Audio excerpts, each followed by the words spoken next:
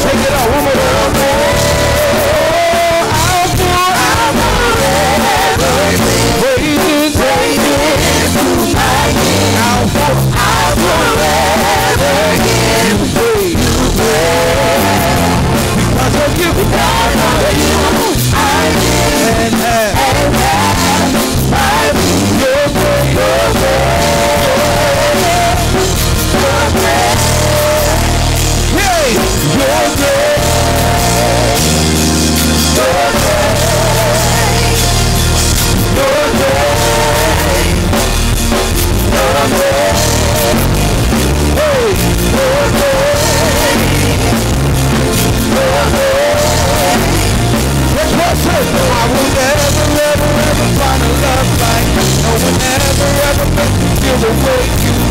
You're great. You're great. You're great. You're great. Say, I will never ever ever find a love like you. I will never ever make me feel the way you. You're great. You're great. You're great. You're great. I will never ever ever find a love like you. I will never ever make me feel the way you. You're great. You're great. You're great. You're great. You're great. I will never. You're great. Say, I will never ever ever find a love like you. No one ever ever make me feel the way you. You're great. You're great. You're great. You're great. One more time. You're great. I will never ever find a love like you. No one ever ever make me feel the way you. You're great. You're great. When you at y'all. One more time. I will never ever find a love like you. No one ever ever make me feel the way you. You're great. Yeah. You're great. You're great. You're great. You're great. You're great. I will never ever find a love like you. No one ever ever make me feel the way you. You're great. You're great. You're great. I need y'all to sing it. Everybody sing. I will never find a love like you. Can't hear you. Everybody, you're great. You're great. You're great. You're great. You're great. We gonna teach you to be great. I will never find a love like you. No one ever make me feel the way you. You're great. You're great. It's a tough question. You're great. Here we go. I will never find a love like you. No one ever make me feel the way you. You're great. You're great. You're great. One more time. I will never find a love like you. No one ever make me feel the way you. You're great. Y'all like it. You're great. Stop praying. You're great. Stop praying. One more time. I will never find a love like you. No one ever make me feel the way you. You're great. You're great. You're great. You're great. Say that you're great. You're great. You're great. You're great. You're great. You're great. You're great. You're great. I believe it. You're great. I receive it. You're great. You're great. You're great. Great and mighty. You're great. Great and mighty. You're great. You're great. You're great. You're great. You're great. You're great. You're great. You're great. You're great. You're great. You're great. You're great. You're great. You're great. You're great. You're great. You're great.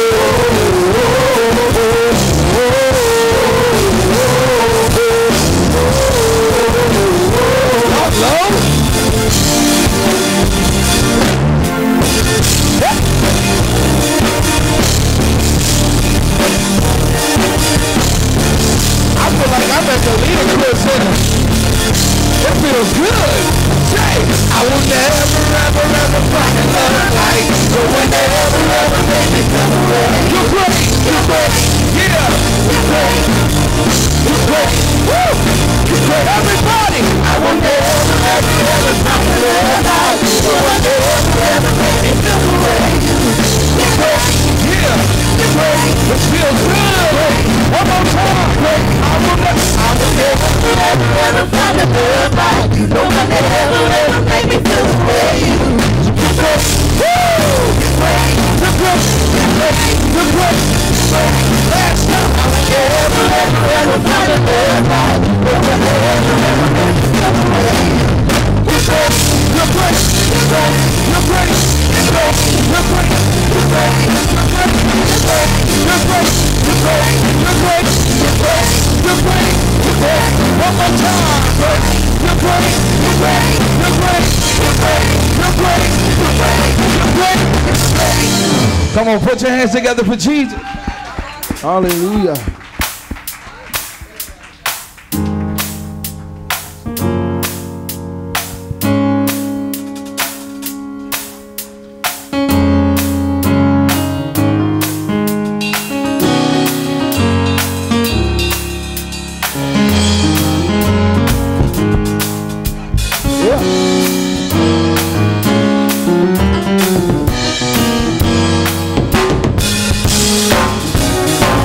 Come on,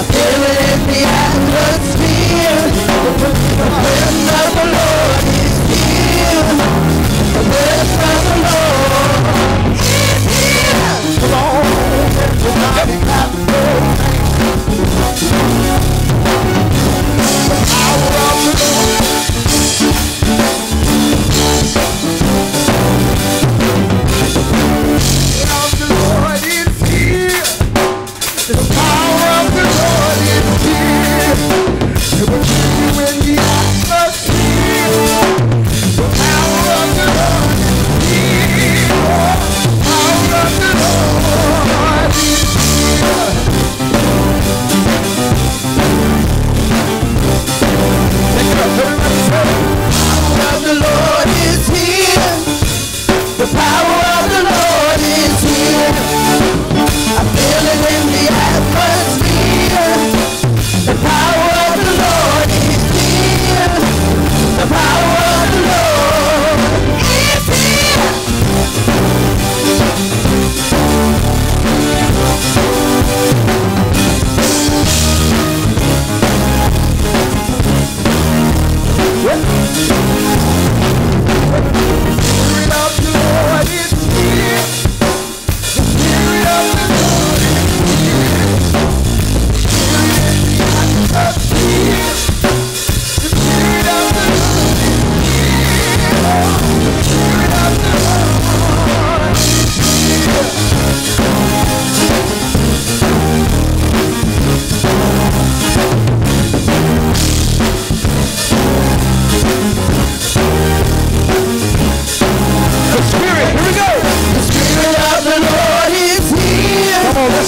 The Spirit of the Lord is here.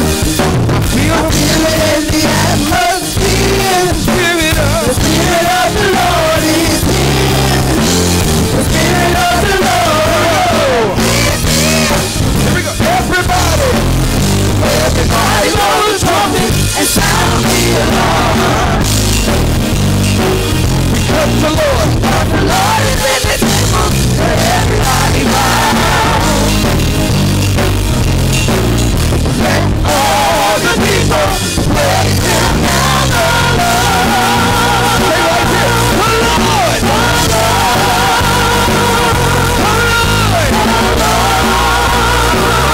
He's here. Let's go. And put your hands together. And what? Say, I can feel the presence of the Lord, and I'm gonna get my blessings right now. I can feel the presence of the Lord, and I'm gonna get my blessings. You say, I can feel the presence of the Lord, and I'm gonna get my blessings right now. I can feel the presence of the Lord, and I'm gonna get my blessings right now. I can feel the presence of the Lord, and I'm gonna get my blessing right now. I can feel the presence of the Lord, and I'm gonna get my blessing right now. I can feel the presence of the Lord, and I'm gonna get my blessing right now. I can feel the presence of the Lord, and I'm gonna get my blessing. Put your hands together. That old school church.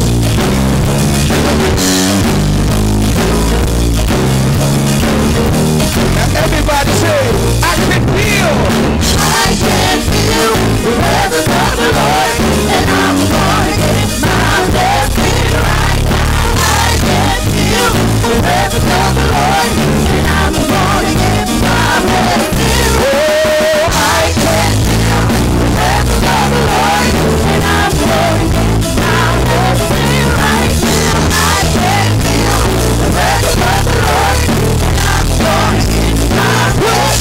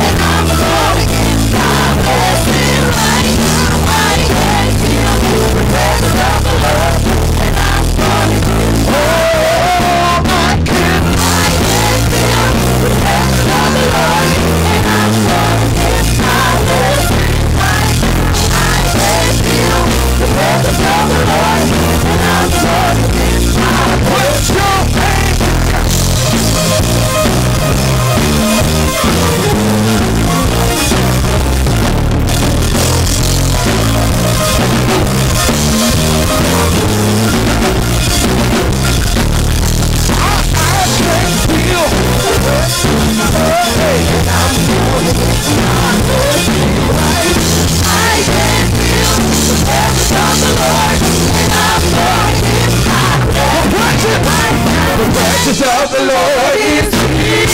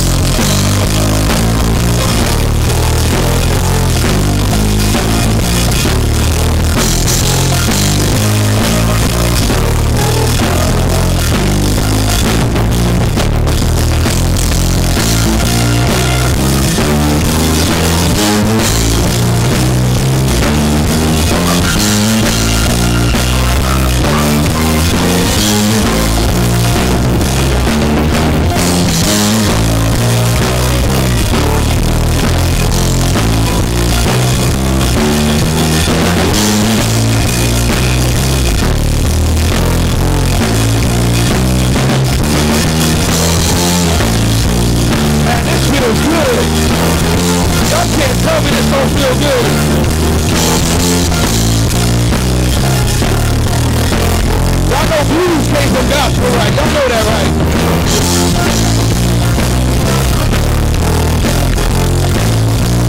We sound much older than we are.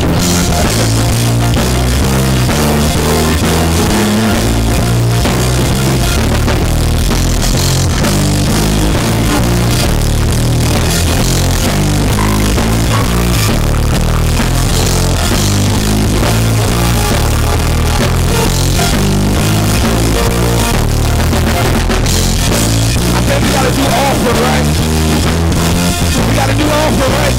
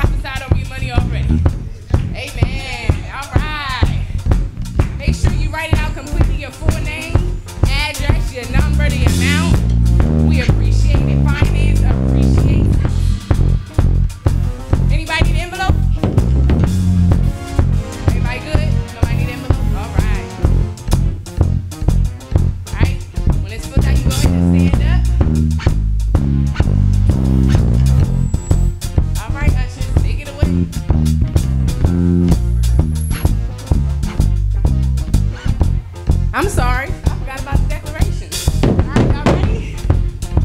All right, 1, 2, 3. Today is the day of prosperity. Lack has ended, and we walk in the season of overflow. God has given us power to get wealth. We will give to the poor. We will honor the Lord with our substance, with the first fruit of our paychecks, bonus checks, inheritance, sales of things, raises, unexpected checks, any form of increase to us. Sowing seeds is a must for us. We expect 30, 60, and 100-fold increase. Wealth and riches shall be in our house for generations to come. Grace and favor has been released upon us now, and our church shall never lack. We are a ministry of greatness, possessing lands, buildings, apartments, houses, businesses, and changing cities. We will and must honor God and bring all our tithes and offering in God's house. In Jesus' name.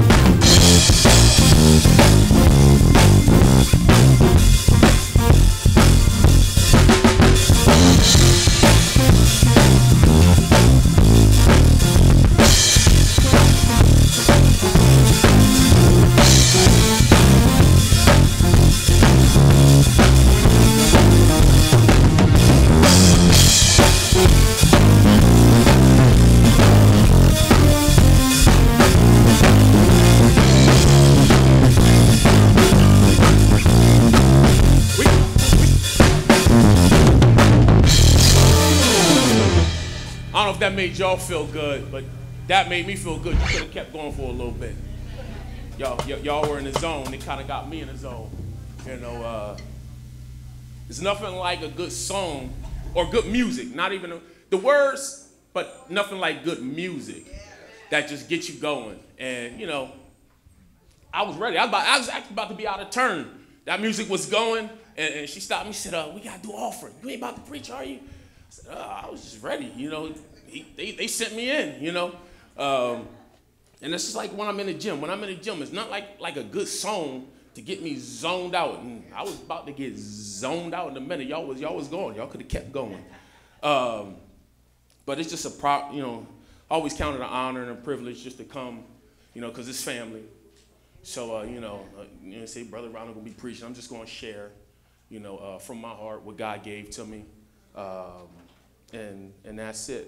I know early in the week I was like zoned. I was on point. I was going, and we talking about prayer this month. Dr. Best taught on prayer, and he kind of just like gave me some other stuff, and I knew I was in the right place. When he started ministering this morning, I said, oh, yeah, okay, God, what you gave me, that was some good stuff. I knew I was in the right place. But like with me, I always tell people, and we hear, you want to find your prayer closet, but we don't want to be so traditional. Our prayer closet got to be a closet in our house. My place to hear from God is the gym. So I was in the prayer closet is the gym. Again, because when I go in there, I don't talk to anybody. I put on my gospel music. Some days, I used to be like back in the day, it always had to be like some hardcore rap or rock, on there. But it got to the point when I can go in there, it depends on what I need at that moment. I got the slow praise and worship music that if somebody say, hey, what you listening to get yourself pumped up, I put on there, they're like, you listen to this? But I'm in my zone, where I'm at my zone. Then sometimes I put on my little, I got my little gospel hip hop. I don't feel my gospel hip hop, and so I put that on. So it just depends on where I am. So I don't have no conversations. I don't, that's my time of when I'm, beating my body up. That's the time I'm open. I hear a lot, and I learned that but then I ain't have no energy. I wasn't going this week. But then I wasn't getting nothing. I'm like, oh man, Sunday gonna come fast, and then my wife go out of town. Now I gotta worry about the kids and the word. So I know that's gonna be in front too. Lauren gonna need some things. The boys ain't gonna do what they ain't supposed to be doing because the wife ain't there. So I'm like, man, I ain't gonna get that word. And then once I realized that and I kind of pushed through that, my week ended a lot better, and I got what I think. If I didn't get nothing for y'all, I got something for me. And the crazy thing was, it started yesterday, where I thought I was chastising my boys and stuff like that. Some things I just didn't see. Ron didn't run great as a track meet, and we in the car, we talking, and then I'm going, and then Elijah, some things I needed out of him as a young man, he wasn't doing it. I'm like, yo, dog, we need to talk. And it was a lot of what God gave me. And it wasn't chastisement, I was sharing with him. And I asked Elijah, I was on the phone with Tasha, well, I'm going to call you back. It's getting kind of good, and I'm like, I hope you hear my heart, don't hear my words, hear my heart where I'm trying to prepare you, I'm saying? I'm trying to prepare you for some things, to push past some things that you won't have to go through some things that I've went through. So that's all that's pretty much what I'm sharing. Just to give a little shout out, whatever you want to. I appreciate y'all showing up for 10 o'clock service. I really do. I really appreciate y'all showing up for 10 o'clock service. But you want to stay for 12 o'clock service. You want to stay for 12 o'clock service. Not just today, but if you haven't been going, 12 o'clock service been jumping. It's been jumping. I haven't got a chance to hear Pastor Carol yet. I know she started last month, or Pastor BJ, man. 2 weeks ago, I wanted to throw my chair at him. And you're like, what? Like, for me, a lot of things I get aggressive. Like, if I hear something good or something good going on, or if I need to get some attention, and I wasn't always that way, but now it's like it's aggressive. So it's like, I didn't want to knock him out, but I wanted him to know, like, dog, I feel you. Like, so I wanted to just like smack him with the chair, but hopefully he didn't go down. For him to say, like, yo, because I'm not one of them ones to say, yeah, go ahead, preacher, sometimes I feel it, but I just want to just like hit him upside the chair to say, yo, I feel you. If nobody else does, boy, what you said, because it hit home. It hit home, and it was just good, and I could just see it. Like what he was ministering was like the movie started playing in my head. And I'm like, oh, wow. And then I saw a little bit of it in the Word when I was kind of studying. I saw it. Oh, there you go. You're right. Oh, there you go. I ain't never seen that name before you. I'm really, I wasn't a big word reader at times. I'm always going to be honest. I need to be in my Word. And I try to spend as much time. And I'm always pushing past, the flesh. And that's what we got to do. We always got to be willing to push past the flesh and some things. But I'm like, okay, boom. So it's like, when somebody brings something to your attention, then you start paying attention to it, it start popping out. It popped out. I said, oh, wow, okay. Then I tried to watch last Sunday, but I'm at work. So as a supervisor, I can do my phone. So I'm going on a little YouTube Live a little bit, get my notification. I'm trying to do it. I saw the part, Juwan going crazy. And I'm like, oh, man, EHOG jumping today. And, I appreciate everything. And that's the one thing I appreciate about, our church family, because there's no restrictions. And you pinpointed that. I did see a little bit of that. That there's no restrictions. You come as you are, There's no restrictions in how you come dressed. There's no restrictions how you carry yourself. There's no restrictions how you speak. And, I see that in different things. I saw that last week when Apostle Hathaway came. And, I was doing the parking lot. And the brothers I was doing the parking lot with, we was having, like, some real conversation. And I'm like, man. And I sat back, I said, yo, it's some real OGs around this piece. And, some older, and I'm listening to them talking. I'm like, yeah. And then, then they let me share. And there was no respect of person. The ones that was older than me, allowed me to share my heart. And I'm like, we out there ministering. Then we came in here and got our socks knocked off because stuff that we was talking about in the parking lot, Apostle Hathaway was ministering on. So then the plus was I've seen that before, but it was still great to feel. But then when I saw Brother Mike was like, yo, did you see that? Yo, we was just, I said, no, dog, we was just talking about that, wasn't we? So then that got me going. And like I said, so that just, that stuff like that is what's starting my 2018 off like right. It's starting it off right because even last week when Big Dog, y'all hear me say Big Dog, Dr. Best, when he preached, like I got smacked upside my head. Like, and it was a plus. So at 8 o'clock, I was getting smacked upside my head. And then at 12 o'clock, brother, Pastor BJ made me feel good. Because Dr. Best was in my closet on some things I knew I need. And I personally knew, when you're honest with yourself, you need to work on some things. You need to get some things right. You need to fix some things and turn some things in. And it's all for the good. And, if I call him my father, my spiritual father, then I should be willing to take the chastisement and the discipline along with the praise, because my thing is, when I was talking to Elijah yesterday, before it became that conversation earlier in the morning, I was pulling his card, and I told him, I said, I'm not going to feed you the same way I fed you when you was 8, 6, 7, I said, when we fed you naturally, me and your mom, we cut your food up. I said, and then when you got older, man, you cutting your own food up. What I look like cutting, I look like a fool cutting your food up now. You're a grown man, pretty much. But I said it's the same thing when I'm going to discipline you. I'm going to bring something to you. I'm going to bring it to you at your level. You should have matured, and you should see things. And it's the same way naturally as it is spiritually. Dr.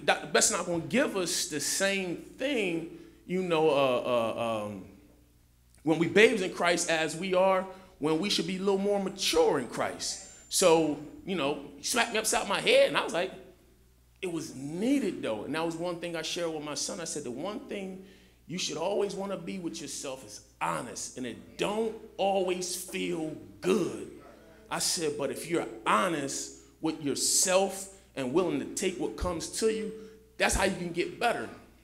And you'll see. I said, and also, if you're willing to take what I'm trying to give you, man, and I done hit some potholes in my life. I done hit some areas in my life, where I knew I shouldn't have went that way, but I made the turn down that street and I blew my tire out. So if I know that pothole still is there, why wouldn't I give it to you? And then the plus with him is like he's coaching 7th and 8th grade wrestling. You know, he used to wrestle, and now he has the privilege. I told him it's a privilege for you at your age, 18, about to be 19, you got the honor of having some younger kids in your presence now to give back to. I said, what's selfish would be if you held what I just gave you from them. I mean, the object is to give to the next generation. If you can give it to them, they're going to open up to you because you're closer in their age. If you can give it to them, then you should. And I said, and I was telling I use like my work, and I've always worked juvenile detention, whether it was Glen Mills or where I'm at now. And I said, it would be selfish of me if I kept what's in me just to y'all. I said, if I go to work and what I give you, I don't give those boys that some don't have fathers, some don't have positive male figures, some that ain't not given discipline. It would be selfish of me to just hold it for mine that's in my house. I said, so the same way I'm willing to pour out into you, I'm willing to pour out of them. You got to be willing to pour out into that next generation. And I said, it's an honor. I said, it's an honor. And you want to count that as that. And, even here, I count it an honor just to be in front of you guys, just to share, what God has given me. And, it's just off my life. I don't do too much hooping and hollering. I think every now and again I might have a hoop. I mean, but the BJ boy, like I said, when you started going, once you got going, you got going. I ain't heard that little beat yet for me yet to get me going. But, maybe one day, one day it's coming. But right now, this is what I got I'm big on just sharing my heart. But like I said, I'm going to just go to that 12 o'clock one more time, man. I love it. It's not, that's the best service. Doc got the goons. He got the goons preaching at 12 o'clock. Maybe one day I'll make it there. Brother BJ out of Philly. Pastor Carol out of Camden. And my very own Chester sister. Yeah, I done seen her knuckle up sometimes growing up, putting the rubber bands around the fingers ready to rumble. So, you got some truth. But you know what? Everything in the natural should transition into spiritual. So none of them should be spiritual punks. And I don't see it in them. And the thing about it is it's transferable. It's transferable because I wasn't always aggressive. I was not always, I wasn't no punk, but I wasn't always aggressive. Like now I'm just want to grab things. Like I feel like when I got to talk to my son, I feel like my hand got to be around his neck to hear me because I think it's pulling through and going to the, I feel like, like my hand is that IV, and what I'm saying to him, if I got my hand around his neck sometimes, they hear it. It's the same way at work. I got one kid, every time I talk to him, I kind of grab him by his neck, like, Holmes, Mr. Holmes, why you always grabbing me by my neck? I don't like that. Dog, I don't know. It seems like I don't do that to everybody. I said, in policy, say I shouldn't be touching you anyway. Thank God my boss know I like all y'all and I care. I said, but just something about you, I said, I gotta grab you. But that might be that kid that never had that physical touch. And sometimes he need that physical touch. And I want him to know it's not always, a physical touch is not always negative. But, and sometimes to get your attention, we gotta be touched. You know what I mean? Sometimes in order to get our attention, sometimes God got to touch us in certain ways. It don't always feel comfortable. Everything in life that's going to allow us to progress and to get where we need to go is not comfortable. We're going to be placed in some uncomfortable situations sometimes. In a couple seconds, right now I'm going to be out of this jacket. I wanted to do a little mixture, And I got the approval of Jawan this morning. Oh, Ronald, you look fly. I have a little hat on, everything. Man, I said, boy, when I get Jawan's approval, I know I put it together this morning. You know what I'm saying? But you want to minister, so I used to be, I'm gonna throw on my little jacket. I was gonna throw some slacks on with the tie. I said, man, I'm home. I'm not doing all that. And then I was going, I was just feeling my battle. This is just where I've been at. A lot of times I wear my battle gear now. But that's my 2018, that's just how I've been feeling. You know what I'm saying? I'm ready to battle wherever now. You know what I'm saying? I'm ready to take on what comes. And, and like I tell my sons, be careful what you say because it's going to come. But I'm at the point where now, and I'm like, okay, let me be ready. I'm ready to battle, and I'm just got to prepare myself. You know what I mean? Anybody knows you cannot go to battle, you cannot go to war without being prepared. And spiritually, that area is prayer. And that's the one thing, you know, Dr. Best said we're going to be on for this month is prayer. So prayer is what's going to prepare us, you know, for our battles. And so like I said, I wanted to put it together. I was feeling saucy, so I threw the jacket on, you know. Like I said, I've been going to the gym, and, you know, I'm trimming up again and get my eating, so I'm feeling a little saucy, you know what I mean, freshly shaved head, so, you know, I ain't had a wife here to give me the little wink this morning, but it's all good. I looked in the mirror. If y'all remember the last time I was up here, I said, sometimes you got to get your affirmation from yourself, and you got to look at yourself and say, self, you know what I mean, you're doing it, and I don't mind telling myself I'm doing it, you know what I'm saying, but again, that came because a lot of times, you know, we look for affirmation from other people so much that if we don't hear it, you know, we're not right. We're not feeling right. You know what I'm saying? But at some point, you know what I mean, you got, like the song says, you got to encourage yourself. So I'm going to encourage myself. You know what I mean? You know, of course, I mean, if the wife was here and she'd have gave me the wink, I might have came out here a little more. I might have laid hands early. I might have packed somebody, you know. But, you know what I mean, in the morning I encourage myself. You know what I'm saying? I speak to myself. I speak life over myself, you know what I mean? I said, how can I speak life to my family? How can I speak life over others? How can I be willing to go and encourage the kids at work or give a positive word to somebody else and turn around? I can't even give it to myself. I'm always looking for it from somewhere else.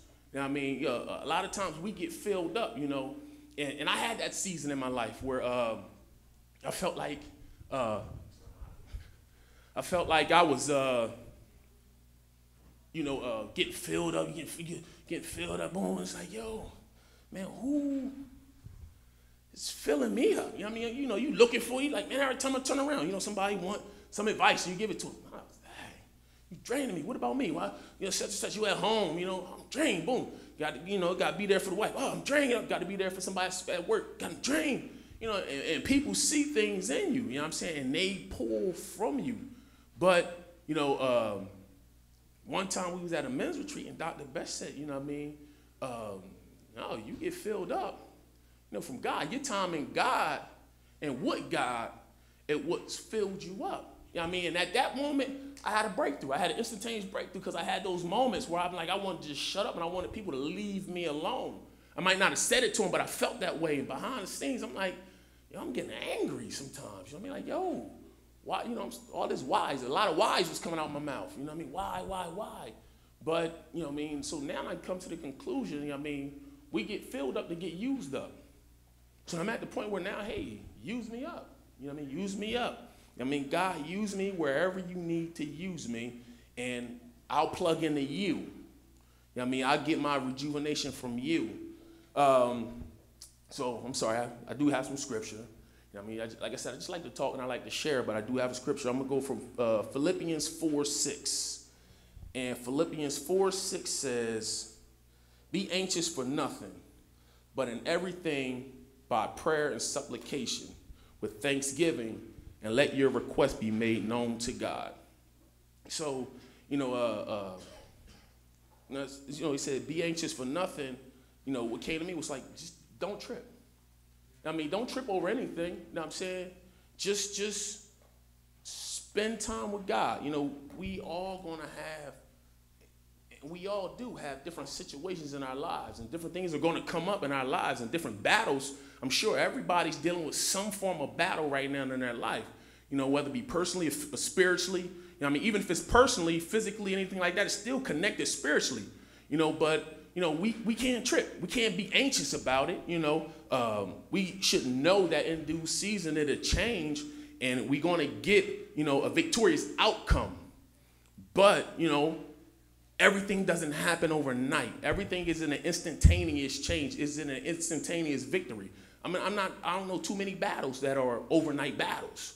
Now, I mean, when you go to war, you know what I mean, you don't go to war tomorrow and it's over the next day, you know what I mean? Victory, there got to be some processes, some things that we got to go through, you know, before we get that victory. And another story, which I love. I've read it a couple times and I've kind of ministered on it, but from different angles. But I went to, the story of David and Goliath. So I'm going to go to 1 Samuel.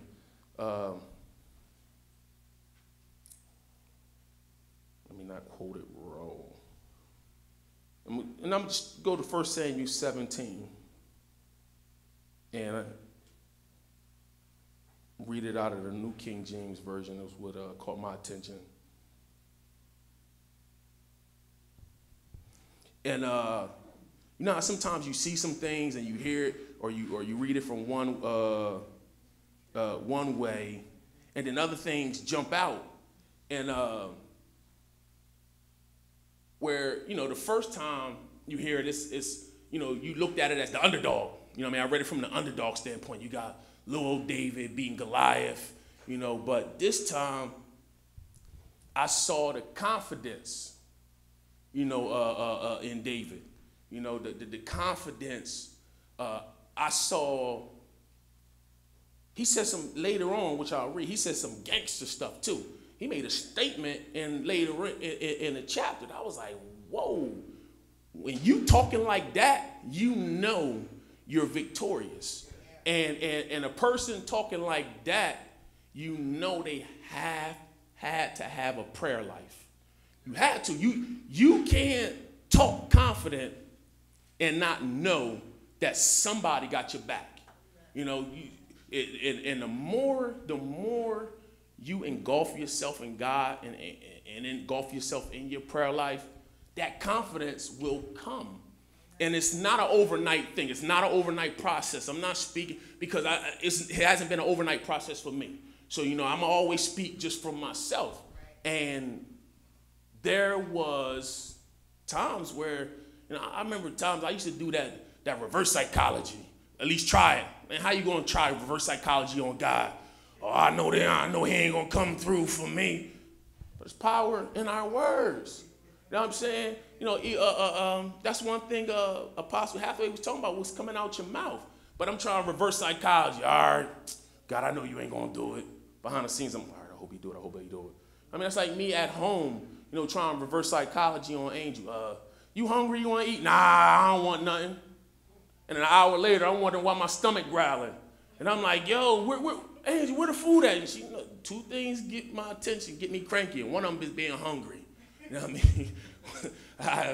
It was funny. I went to a friend of mine I grew up with, his funeral last week. And his dad was up there, his dad and his mom. So, we pay our respects. So I shook Mr. Jimmy's hand, gave him a hug. And the first thing he said was he patted me on the stomach. He said, man, you ain't missing a meal, are you? I was like, man, I went back later on and I sat down. I told my boys and we was laughing.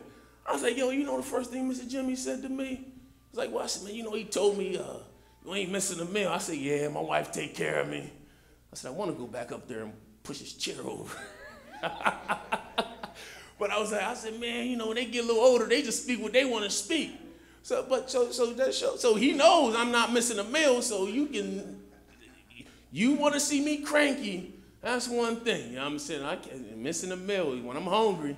I'm like a 2-year-old child. Like I can't cook for myself. But so imagine me playing reverse psychology on Angel. You want to eat? No. Yeah, I want to eat. How long it's gonna be done? What's the expected time? So I was trying that reverse psychology on God. Like, come on, what's up with me? This bill ain't gonna get paid, and I wonder why the bill ain't get paid. Because I'm not speaking, what I expect. I'm not speaking that expected end. I'm speaking opposite. I'm trying this reverse psychology stuff. It don't work with God. I don't think it work anywhere. It might work on the kids sometimes, and now they too smart these days to even take it, man. Listen, I wish I would try reverse psychology on my baby girl. Man, she's smarter. God, at least she's smart. So, this is what it is. I got to be straightforward with her. I actually got to forward think with her, So that's not happening. So where does that come? That victory comes out of our mouth. And like I said, it starts with prayer. And You know, prayer is just, it's the foundation. Prayer is the foundation and the base, you know. So, you know, you can't build, you know, a Skyliner. You cannot build a Skyliner without a strong foundation. You can't build a house without a strong foundation. You know, it starts, and you go to any nice house and you want that house to stand, it starts with the foundation. Prayer is builds you up. You know what I mean? Prayer builds you up. I mean, the more you pray, the more confident you feel. I mean, it builds you up. You know, a lot of times I got to continually go. I got to continually pray. And it's not just like a one-time prayer. You got to continually pray. You got to continually speak it. You got to continually confess it. Because the more you do it, you know, it might not feel good the first time. You might not even feel like something happened the first time. You know, it's a continual process. It's a continual thing. You got to continually speak out of your mouth. You know, you can't just think it. I mean, it has to come out your mouth. Your words have power. And if you're not saying it out of your mouth, oh, I thought that. You know, doesn't happen by osmosis. You know what I mean? You got to speak it. You know, that's like me at home. I thought the trash should have got out. And I got to tell my son, yo, it's Monday. You know, take the trash out. You know what I mean? It's not going to happen just because I thought about it, you know. You know, I got to open my mouth up and speak it and speak what I want. And when I speak it, you know, I expect it, you know, because if you don't I can't just speak it either and just hope they do it. No, you know, when I'm at home, if I speak something, I expect it to happen. You know what I mean? And in that, something should happen. You know, if you speaking, you know, your victory, if you speaking over your money, and you speaking your money should raise up and your bills are paid and stuff like that, you know what I mean? You should expect it. You know what I mean? You don't want to hope and a wish that it happen. I mean, you want to speak that it happen. You should have an expectation that some way, somehow, those bills are going to get paid. You know, if you speaking healing over your body, you know, you're praying it and you're praying it and you speaking it and you praying it, at some point, you know what I mean, you should expect that your healing should come. I mean, don't pray it or speak it and you hope that it happens. You hope that it happens. I hope that I get a raise at the job. I hope that I get a bonus, or I hope that I get elevation at my job. No, you know, I should speak it, and I even did that even at my job. You know, when I wanted to move up, I spoke, but I prepared myself. I mean, you can't speak something and not prepare yourself either. I mean, you can't speak something and then just sit around and again think nothing's like it's just going to happen. You know, I mean, we have to do something. You know, I mean, there's something that has to go on in between. You know, we hear that all the time at funerals. Your sunrise and your sunset. But what did you do in between? In between, you got to do something. If you don't do anything, nothing will happen. You know, so we got to be willing to put forth that work. You know, 1 Samuel, 17? So I'm going to start at verse 4. And the champion went out from the camp of the Philistines and named Goliath from Gath, whose height was 6 cubits in a span. He had a bronze helmet in his head, and he was armed with a coat of mail. And the weight of the coat was 5,000 shekels of bronze. And he had bronze armor on his legs and bronze javelin between his shoulders. Now the staff of his spear was like a weaver beam. His iron was spear weighted 600 shekels. And a shield bearer went before him. He then stood and cried out to the armies of Israel and said to them, "Why have you come out to line up for battle? Am I not a Philistine and you the servants of Saul? Choose a man for yourself and let him come out." And when I read that, I just thought about we got situations that we just see that are big situations that they intimidate us. You know what I mean? So you got a man here intimidating a whole army. One man intimidating a whole army. That to me, pump faking. He talking a whole lot of talk. He hasn't done anything yet, but just his stature and the words coming out his mouth are intimidating a whole army. And we can't be intimidated by our situations.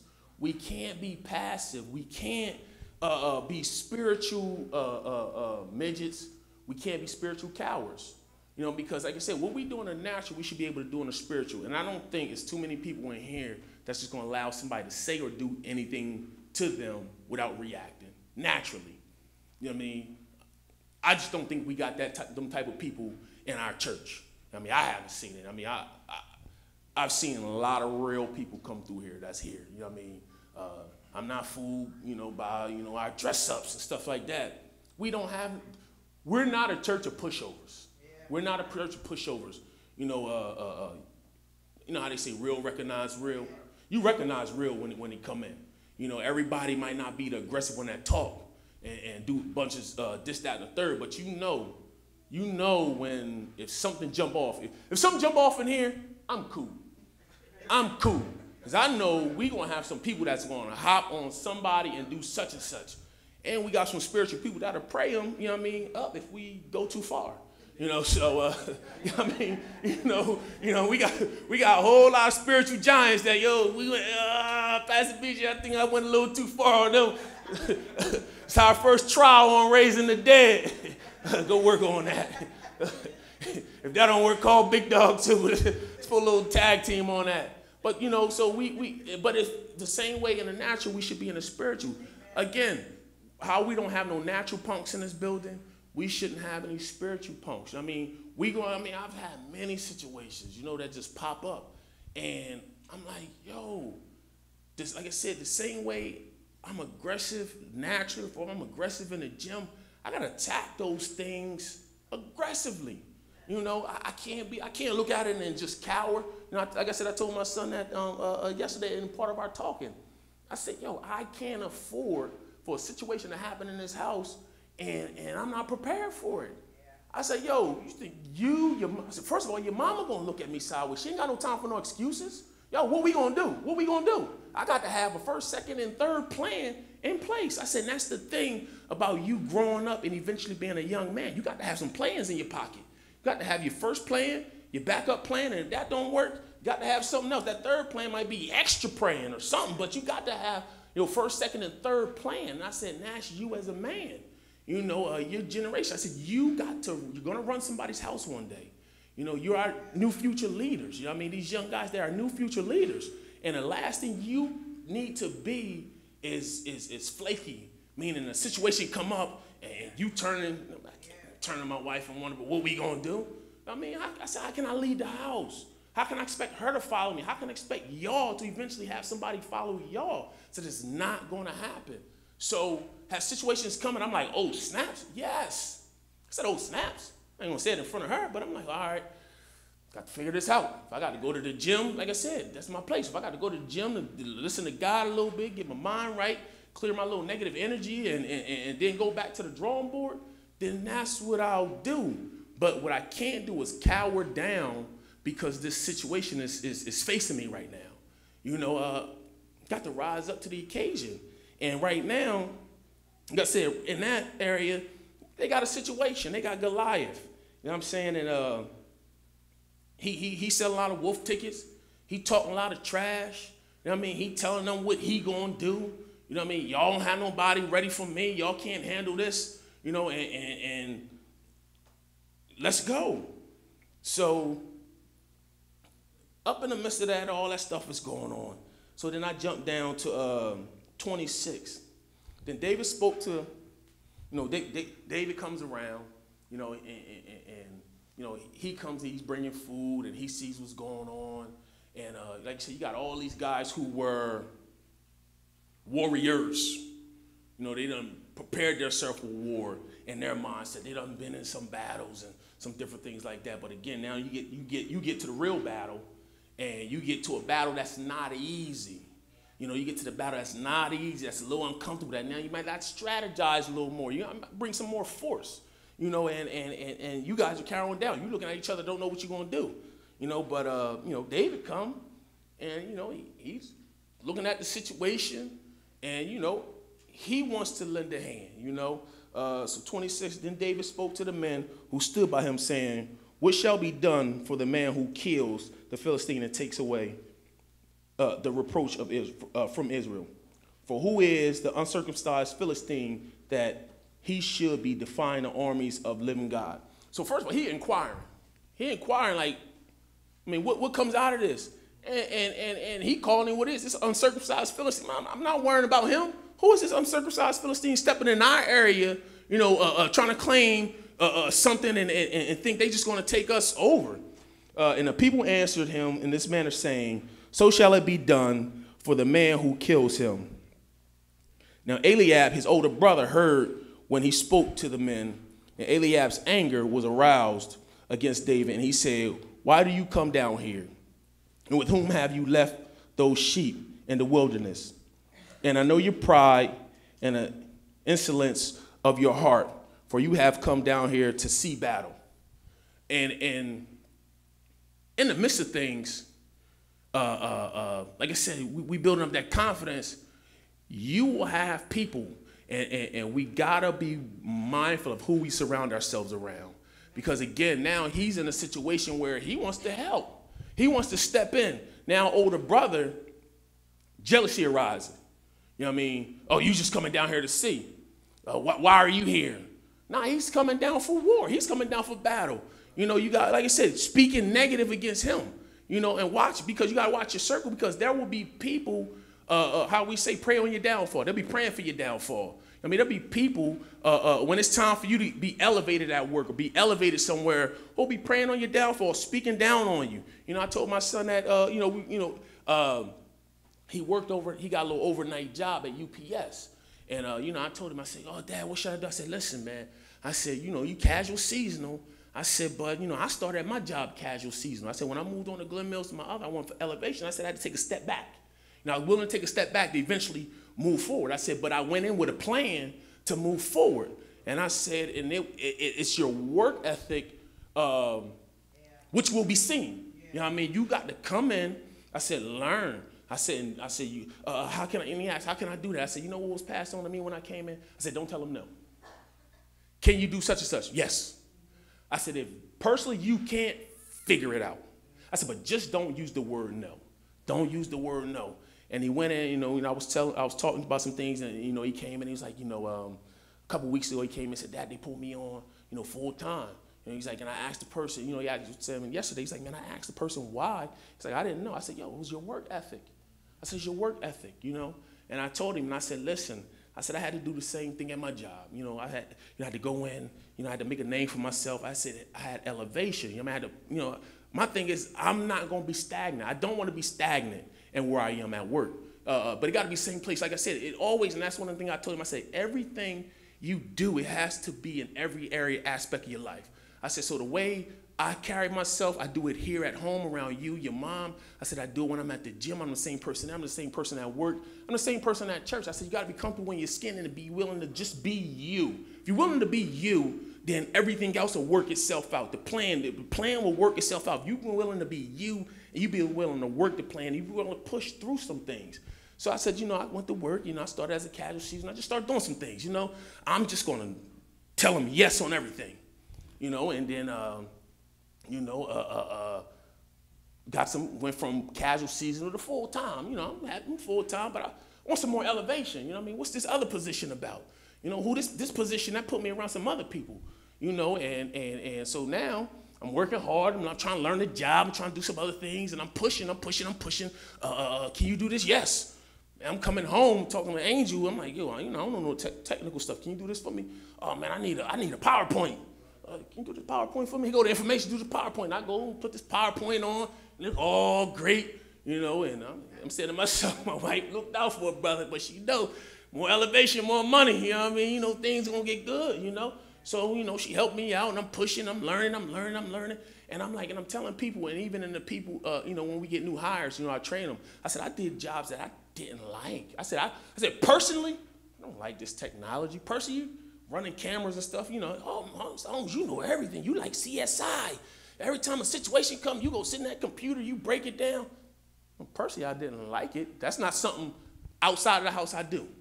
The computer go down, Elijah, Dad just got to hit the Wi-Fi button. Oh, all right. Boom. You know what I mean? Lauren, you know what I mean? Everybody else in the house, Angel, she can break things down. That just wasn't my thing. But elevation was more important to me than the situation that was in front of me, which was uncomfortable. Like I said, we get uncomfortable situations. So it was uncomfortable, or it wasn't my norm to do a lot of that stuff. You know, so in the midst of it and working it, you know, in my progression, you got people that have been there longer. And, you know, when I interviewed for the position, you know, I got it. And, you know, I had only been in my full-time position, you know, a year. And that's what they asked you to be. You know, so then you got, you know, other people who interviewed, been there 10 years, you know, 15 years, 5 years. They interviewed, and I got it. You know, but like I said, what God has for you is for you. You know what I mean? And he'll give it to you if you work the plan. You know what I mean? He's not going to give it to you if you don't work the plan. Why would I give you something and you're not willing to work for it? And then when you get it, you're not willing to work to perfect it and make it better and make this even bigger than what I saw. You know, so when I went in there, I went in the mindset like, okay, this is what this position does, but I want to put more on it. You know, I want to almost be irreplaceable. That's what I wanted to be, you know, irreplaceable. So I got the position, and, you know, behind the scenes, people grieved it. You know, we're a union. We got a union.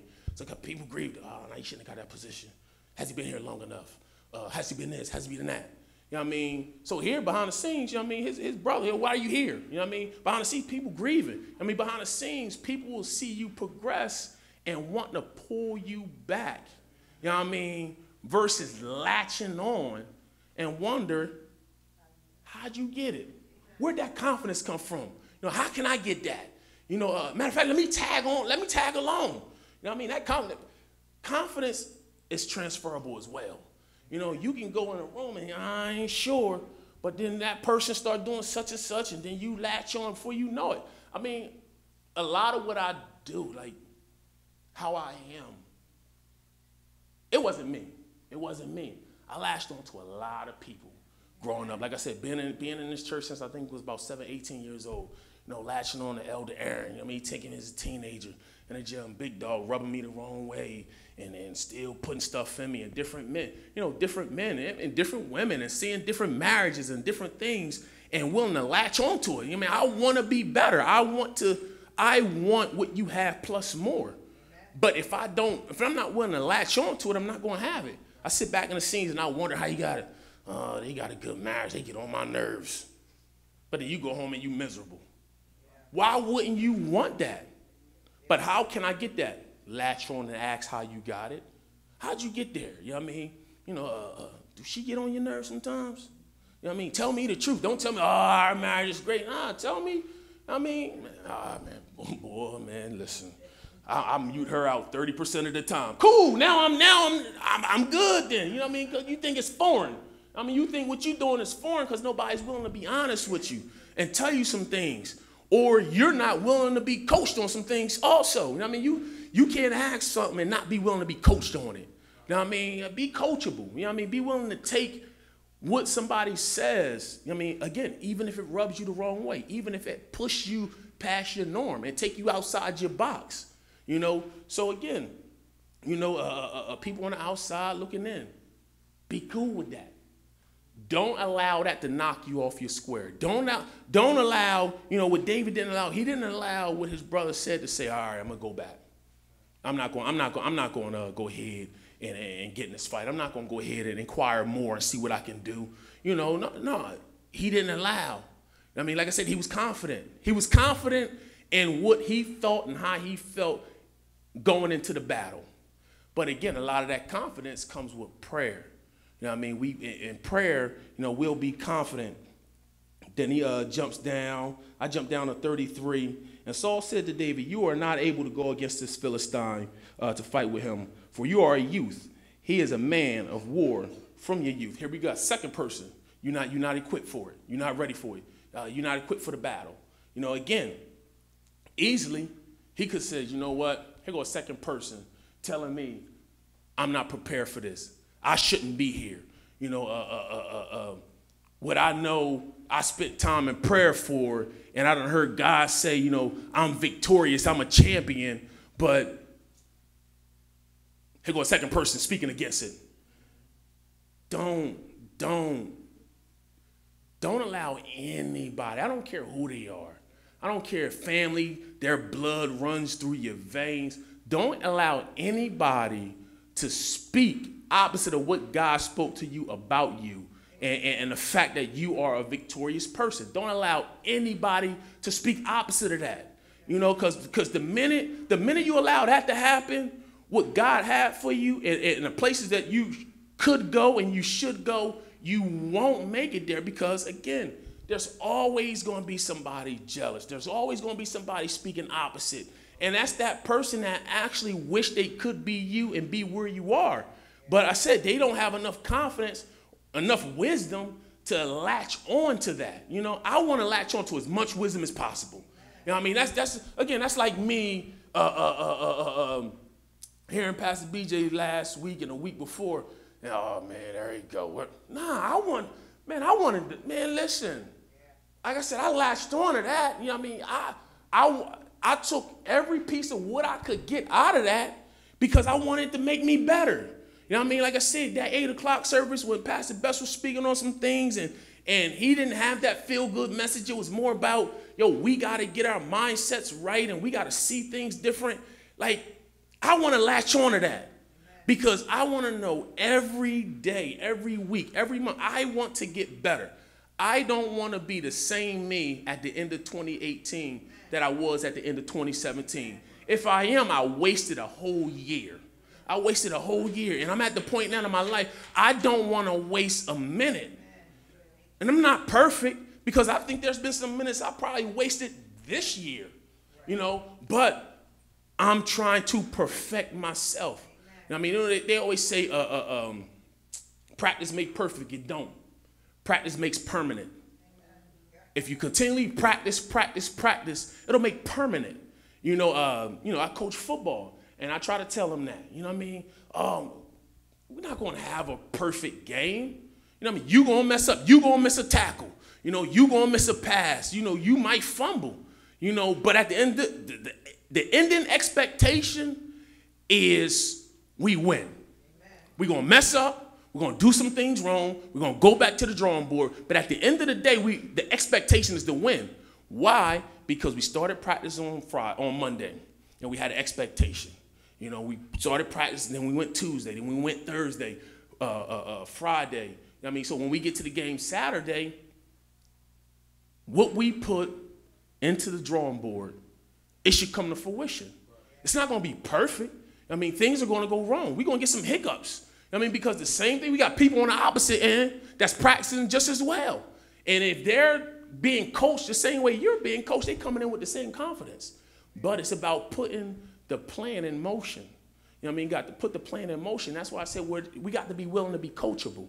You know what I mean? Latch on to anybody that's willing to put in you.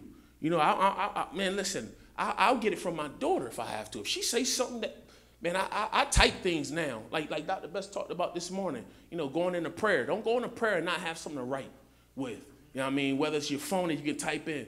Man, I'm listening for stuff everywhere now. Like I said, if I get a 10-minute conversation, I done got a 10-minute conversation with somebody in the gym, and I'm like, I'm ready to go. I'm ready to take over the world, at work. You know what I mean? Like I said, I'm not looking at age. I'm not looking at color. I'm not looking at your sex. I'm not looking at anything. You know what I mean? If you got something for me, if God has sent it through you to me, then I'm going to take it. I'm going to take it. You know what I mean? I'm going to be willing to be open and be willing to be coachable to receive because I want to be a better me. You know what I mean? I want to be a better me. So, let's have that mindset every day. God, if you don't add anything to your prayer, God, give me something today. Give me something. Let me be open enough to hear what you have for me through whoever or whatever.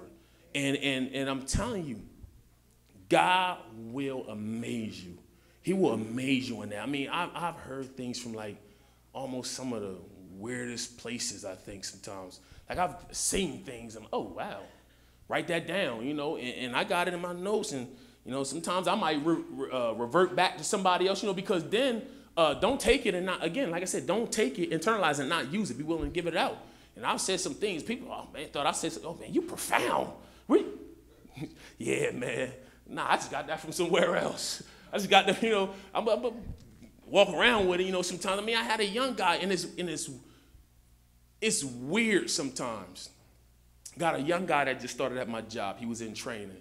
And he was like, you know, Mr. Holmes, you know, he's like in his early 20s, about 22, 23. He said, Mr. Holmes, you know, I want to pick your brain sometimes.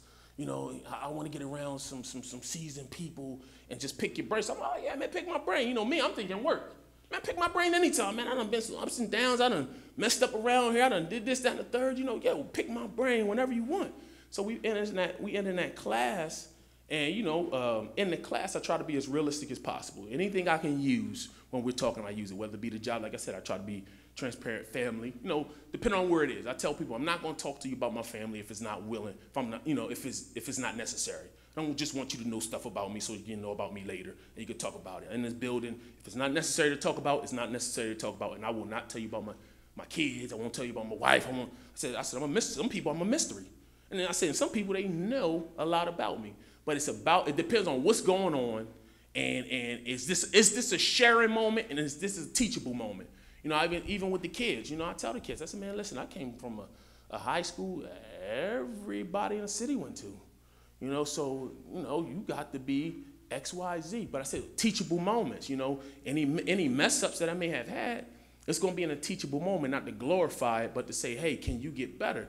So, you know, I'm going, and I'm thinking he going to ask me, Mr. Holmes, how you deal with the kids? You know, Mr. Holmes, how you such and such? You know, so we walking, hey, what's going on, Mr. Holland? What you need? Yeah. You know, me and my girl, you know, I want to marry her.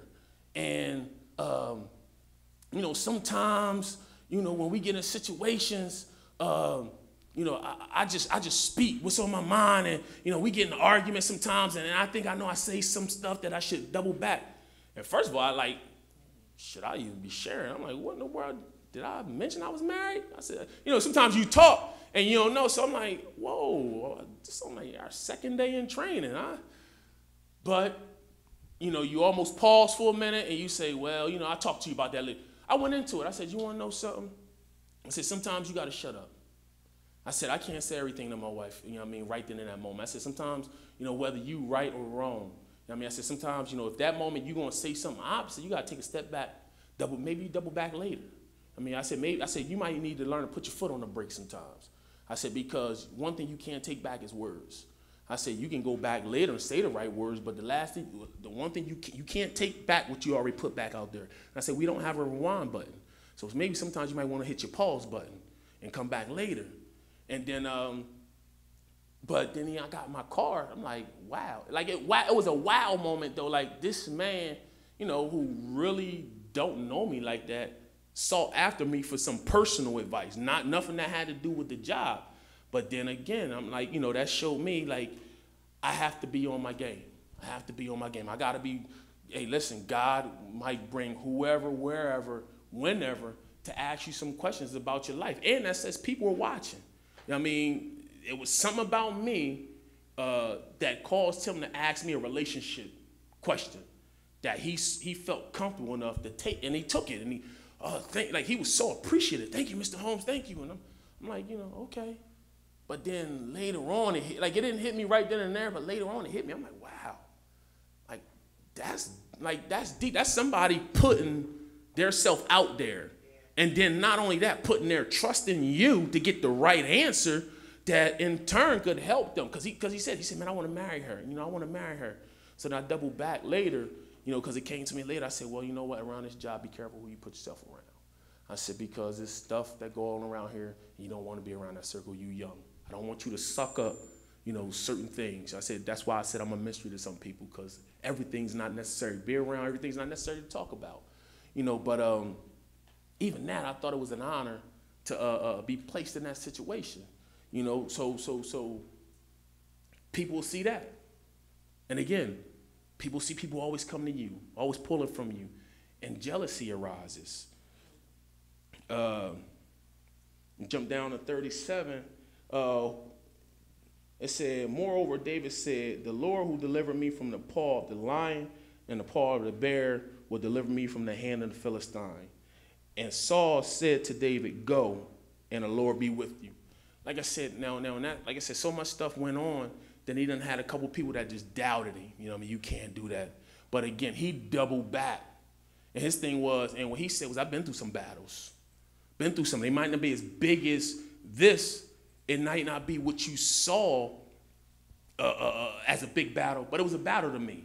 You know what I mean? Like I said, he delivered me from the hand of the lion.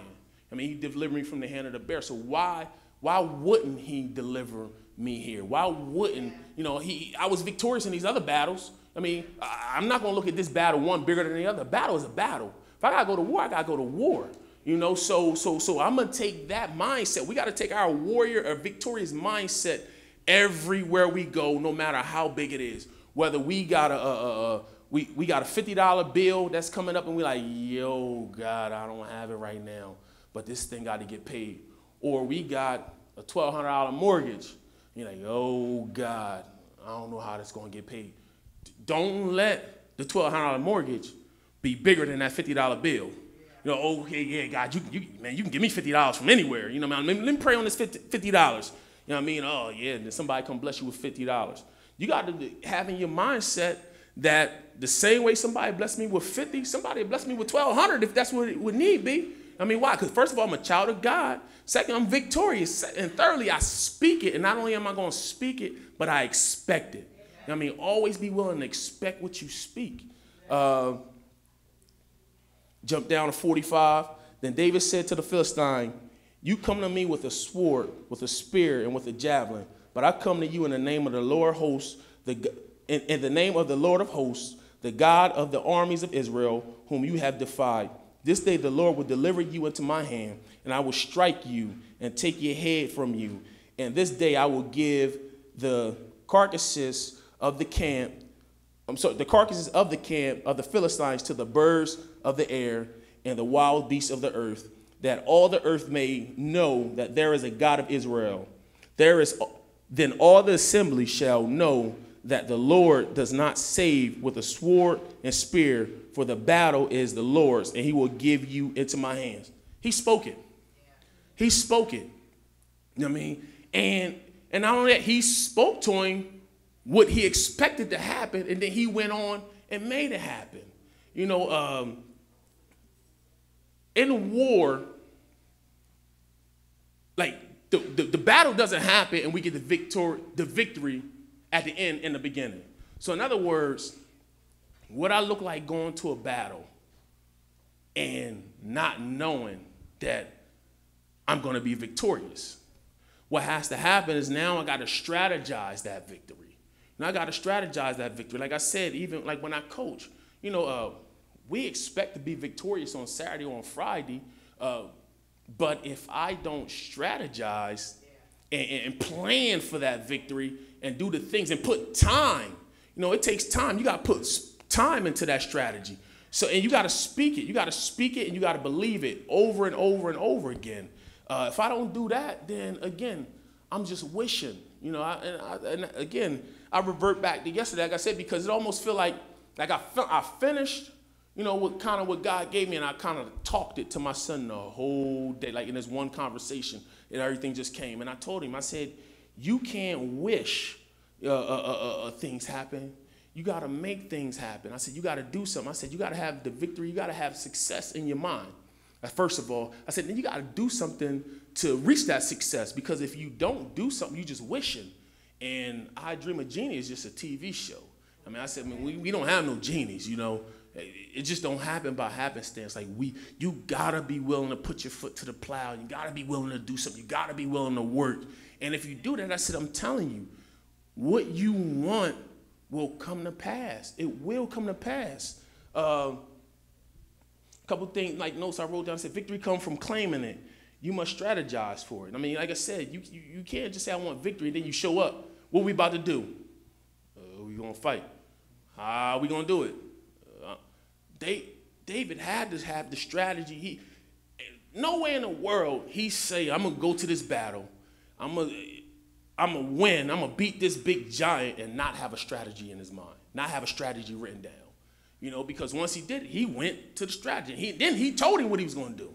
You know what I mean? He told you, man, listen, this is what I'm going to do, and then I'm going to cut your head off.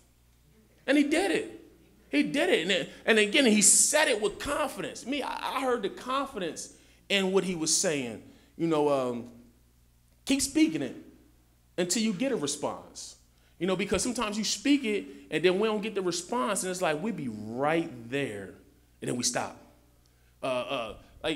Again, I revert back to your word. You say bye to your Felicia. You can't just say bye to it one time. Sometimes you got to speak it. Eventually Felicia gonna bounce. I mean, Felicia gonna roll. But if you speak it one time, Felicia's still around. No, you keep speaking it until something happens, and then sometimes you got to Uncle Phil Felicia, throw Felicia out the door. You know, you got to be aggressive. Like I said, I like to tell little stories. Again, revert back to the job. It was funny. A couple weeks ago, we had a situation. One kid stole another kid. You know, some of the outside stuff coming to our building in Delaware. You know, so I was leaving out the building, and I hear they called one of the supervisors. I'm like, man, I've been here for an hour and a half, passing my time. I don't get paid for this. Let me get up out of here. So I'm about to leave, and I hear over the radio. There's a radio over there. We need assistance. You know, call the supervisor. Can you come to the cafeteria? You know, so let me get out. I'm walking. I'm about to walk out the door. She says, do you really need me? I heard the sincerity in the other female staff. Yeah, now. I said, I took my hat off on my bag. I still got my coat. I said, let me go through there. You know, so then I go in there, get this one out. Almost like a little mini riot. I said, that's right up my alley right there. So in the job, you know, we got like some walls. We got a wall, then we got a little partition that keeps some metal plates that keep you separated from people walking, you know, going through. He said, where you got to go around? Everything is by a badge. So I'm like, I got to get over there. So I've been there for 7 years. I mean, I was a little lighter when I started. So back in the day, if a situation happened in the cab, I hopped the wall. I done, boom, hopped the wall. So I'm sitting there, I'm like, so I'm looking at the wall. I'm like, am I going to hop this wall? I ain't hopped this wall in a couple years. I'm a little heavy. I ain't done no calisthenics. I mean, I've been lifting, but I ain't been doing no stuff with my hips to be able to. I said, if I hop this wall and I trip, I'm going to embarrass myself. I said, man, I'm hopping this wall. Man, I hopped the wall, boom. Then the kids told me later, Holmes, man, you came in all aggressive. I said, what'd I do? Man, he said, man, you grabbed me by my collar and my pants, and you threw me out the door. I said, man, I ain't do that, man. Stop playing. So then another kid, Mr. Holmes, you did do that. I said, nah, dog, you lying there. Y'all go, y'all always over-exaggerating. You know, because I'm messing around telling, man, I'm here to put in work. Mr. Holmes, did you get a restraint? I'd be like, nah, I caught a body. You know what I mean? So I just be messing with him, you know, being aggressive. And one thing, I try to plant the seed, like, don't do nothing around me. But I also let him know, like, be joking too, but nah, I really will get you. So I'm like, nah, I didn't do that. I ain't do that. So another one came to me, like, nah, Mr. Holmes, can I talk to you? Yo, before you grabbed the kid that was about to fight, you grabbed two of them, and you threw them out of the door. I said, yo, don't say that no more. I said, that's not in policy. That's not in policy. I ain't supposed to be doing that. I said, yo, but my mindset is I just had to clear it out. I said, I just saw a situation, and I had to handle the situation. That's the thing. Sometimes we got some situations, and you can't think. You got to react. I said, all I did was react. I just reacted to the situation. It had to end safe. It had to end right. You know what I mean? And I couldn't have a riot or a situation happen, and I got to do a little bit more. So I said, you was in the way, and I had to clear that situation. I said, sometimes, you know, I get a little aggressive. But again, we got to be aggressive. We got to be aggressive in our praying. I mean, we can't be passive in our praying. You know what I mean? Them situations are going to come, and we got to be aggressive with it. We got to see that situation and attack it. You know what I mean? David saw that situation. He said what he wanted to do if nobody else was going to be doing. Man, listen, I'm not going to sit back and just let this happen. You know what I mean? Like Dr. Best talked about the city all the time. If nobody else is going to step up to the plate and do what it needs to be done around the city, then why not us? You know what I mean? We attack it. You know what I mean? What we're doing is we're doing the different things in-house and building up these different ministries in-house because we want to attack the situation. You know what I mean? And we're not doing it for EHOG to get the glory, but we're doing it for God to get the glory. I mean, we want our city to be a certain way. So who better than us to take our city back? You know what I mean? I walked in that thing. Who better than to get order? I mean, I'm going to get some order. You know what I mean? If nothing else, I tell the kids, if nothing else on my weekend, I said, you know, the weekend, you know, ain't nobody in admin here. I said, so I ain't doing no paperwork. I said, we do anything before 11, no paperwork. We just gonna make it happen. I don't like chaos. Yo, who weekend is it? It was funny. It's my last story and I'm gonna end, but I just love them little work stories sometimes. So we had a kid come in. So when they had the detention center, they can grow their hair. The detention center is like pre-adjudication. A kid get locked up, juvenile, they gonna go to that building. So a kid got sentenced. So he over there, he got dreads. Man, I ain't going to Ferris. I ain't going over there, man. They make you cut your hair. He willing to go somewhere else just to keep his hair. They said, nah, Judge, boom, you gonna go to Ferris. So he come in, next door you come in on B shift. So you come in after 2 o'clock. So my shift is over. So we got a couple of the old heads. That's where the OGs are on B shift. They done got like 20-something years now. Listen, boy, this is what it's gonna be. So he talking to the one, oh man, such and such, I heard. So they so in frantic, I normally don't answer my phone. So the D shift supervisor called me. What's going on? Oh man, we got this kid.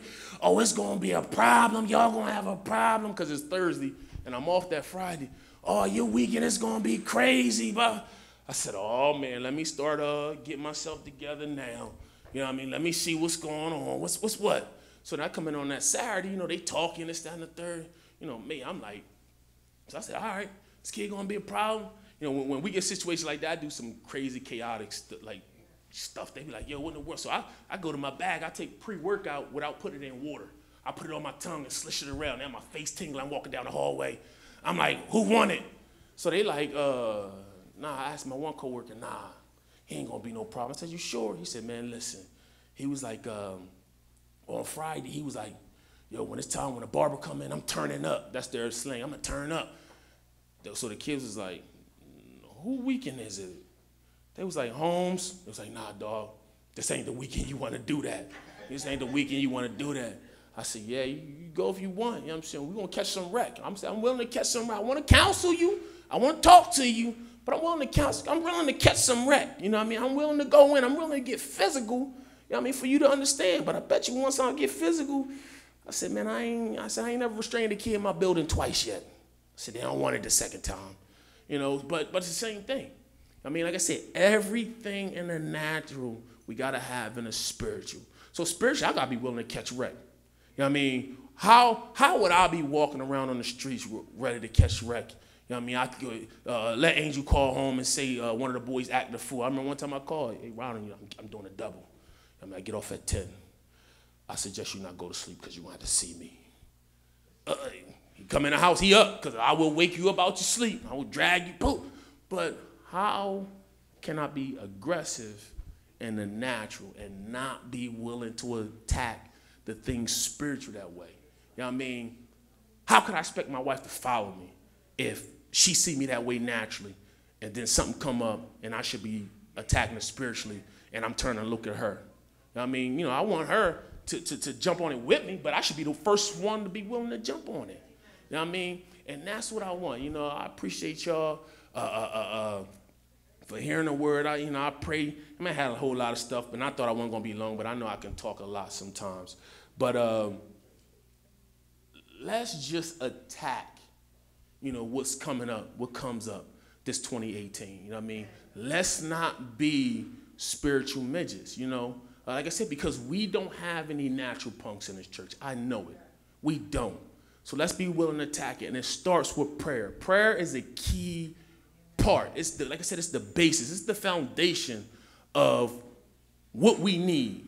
Those tools. It's our weapons. You know what I mean? It's that prayer. And it doesn't happen overnight. I can't, they say you got a stone, a big stone, and you jackknife it, you done hit it about 100 times, 101 and crack. It wasn't 101st time that did it. It was 100 times you hit it, it just happened to crack on that last time. So we got to continually pray, continually just push. It's power in our push. Let's not be passive. It's power in our push, and we got to push through some things sometimes.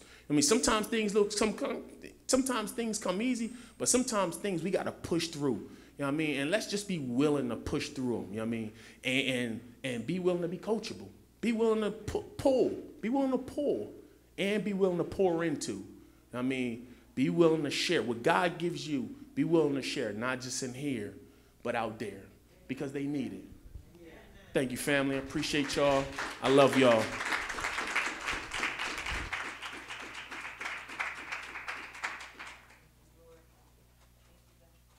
Bless the Lord, everybody. Put your hands together for Minister Ronald. Hallelujah. Thank you, Jesus. The central theme that he was talking about was sonship. That's what he was talking about for the most part. And what I want to mention to you guys, there's anybody here that doesn't necessarily know Jesus and the pardon of their sins and in their life or whatever, I want to introduce you to the Father, and you can actually have the same thing that he was talking about. He said a lot of illustrations, gave a lot of stories, and he talked a lot, but mainly the overall view was about sonship, about the fact that he's having a relationship with the Father and listening, being coachable, being teachable. All of these things is a theme. It's a theme called sonship in the Bible, and I think that's amazing. I think that's a really good thing. So I do applaud you for that, and I'm pretty sure that those words did not fall on deaf ears. So I pray that we all receive that. And but if there is anyone here that does not know Jesus and the pardon of their sins, this is the time for you to do it. So for a few moments, if you don't mind, bow your heads. And I'm a little different. It's a little different than what we've been doing. And I'm just going to pray for you guys, and I'm going to offer this call up. If there's anybody here that does not know Jesus and want to know him and the pardon of their sins, just lift your hand, and I can talk you through it and give you proper direction. I know for the most part, I've seen for the most part everybody here before, but that doesn't mean everybody here does know Jesus. I heard somebody say this before like this: it's best to have him and not need him than to need him and not have him. And the reality is, I don't know how you would ever not need them, but there's some people that would, at some point in their life, probably doesn't believe that they need them. So I would suggest that same thing I was told in the old church, what I was told. It's better to have him and not need him than to need him and not have him. So if there's anybody here that doesn't know Jesus and the pardon of their sins and want to know him, just lift your hand and I can give you what to do next. Thank the Lord that everybody here for the most part is saved. Second call, there's anybody here that wants to rededicate their life to Jesus, they are saved, they know him, they've been saved all their life or however long they've been saved, but somehow, some way, you seem to fall on by the wayside and you do things slightly different, and your heart has shifted in some areas. You could have been hurt by somebody at the church. You could have been hurt by a situation through church. And now you've come back to this crazy church, EHOG, and you have now seen people in the limitless environment, the restricted less environment of this church, and you see freedom finally. It's the first time you've seen freedom in years. And you still have not said, Lord, I'm sorry, and I'm coming back home to you. If that's you, lift your hand, and I can walk you through what to do next. Hallelujah. And the last thing I would say to you guys is that we want to build this church. And the more that we're building this church, we're accepting people into this kingdom, but we're also accepting them into the fold of this congregation. So if there's anybody here that's been visiting and just constantly visiting, you come every week, you might as well just be a member. Every single week we see you and you have not yet said, I want to join this wonderful church. If that is you, then today is your day. Lift your hand and we can talk you through what to do next. Anybody else? Anybody? Hallelujah. Thank you, Jesus.